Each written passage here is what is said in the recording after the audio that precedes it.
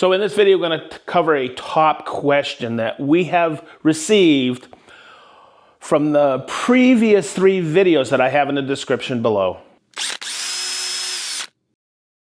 So we bored the cup hinge here for the 35mm hinge, but everybody was asking, how do I bore these 2 holes right here to secure the hinge? And it's really easy. I'll show you how. So these holes, the spacing that I have found is 45mm apart on center. And I'll just take a quick measurement to show you. So these holes here differ, okay, by 2 ways. One takes a regular screw, as I call it, and I'll show you how to bore for that. And one takes a 5mm coarse Euro screw because they work off of what are called dowels and pressing in the hinge in commercial applications. So in commercial applications, the bore is done all 3 holes simultaneously. They're called mini presses. There's a variety of brands. There's a Sedgeley / Umal Hafele. You can get one from Bloom. You can get one from, I think, CMT. You can go online and look at them. But here's the sticker shock on it. Those presses that bore all 3 holes simultaneously are from the 3,000 to upwards of 6,000. And they take up space in your shop. So in a nutshell, when you order your hinges, make sure you're ordering for the size hole you want to bore. So when I ordered these Sedgeley hinges, I used cabinetparts.com, and automatically it popped up and they sent me the right screws. These are 16mm long. So when you're setting these, it's really important to take a measurement so you don't go through the door face. I'm just going to place this in here like this, and I'll show you how to bore for these 2 holes.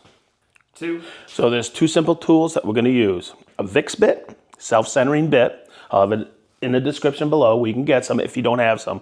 You have to have these when you set hinges. And I'm telling you, any kind of hinge, from a door hinge to a cabinet hinge. And the other thing you need is a good square, and that's it. It's super simple, and a power drill. So when you set these, you want to make sure when you set it in that this hinge isn't cocked this way and this way. So you take your square, you put it right in here, and now you're ready to drill. So when you're buying a Vicks bit, what a Vicks bit is it fits into the hinge here because it's conical here and automatically self-centers. And I chose a small enough bit. They come in different bit sizes, and I just chose for this operation, it says right here, a 5/64. So it's spring loaded. You probably saw that. And you just do a quick drill here and a quick drill here. Now the important thing to remember about this is this automatically self-centers. So now when I set the screw with the countersink on there, it automatically registers into the center of that hole. So what I'm going to do now is I'm going to set the screws. I'm going to take off my chuck, put on my Phillips bit, and it's just simple, and you just set it just like this.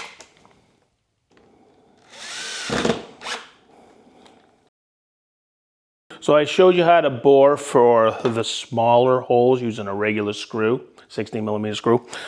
But sometimes you're going to be faced because these came with dowels and they were removed, and you have this larger hole here. That works off of these screws, which are 5mm coarse screws, and you've seen these before in the videos that I use to do the hinge plate.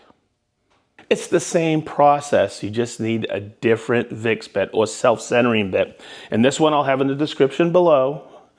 This has that conical tip, but it also has a 5mm brad point bit. So with the right Vicks bit, it's the same operation. I just take my square, I bring my hinge here, and I drill at a 90 degrees. I control the depth. I don't drill all the way through the door. I just give it a little like this, so I'm good, and then a little like this, and I'm good, and then I'll be all set. So if you're using the 5mm coarse screws, it takes a posi drive number 2 driver bit. So I'm going to set this in. I'm going to take it, bring them right in like this. And I've inserted a posi drive screw and take it and set it.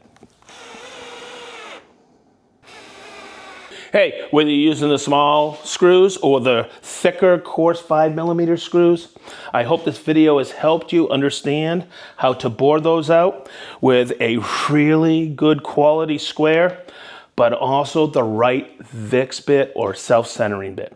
Hey, and as we always say from the SedgeTool shop, be positive, stay sharp, and we mean wicked sharp.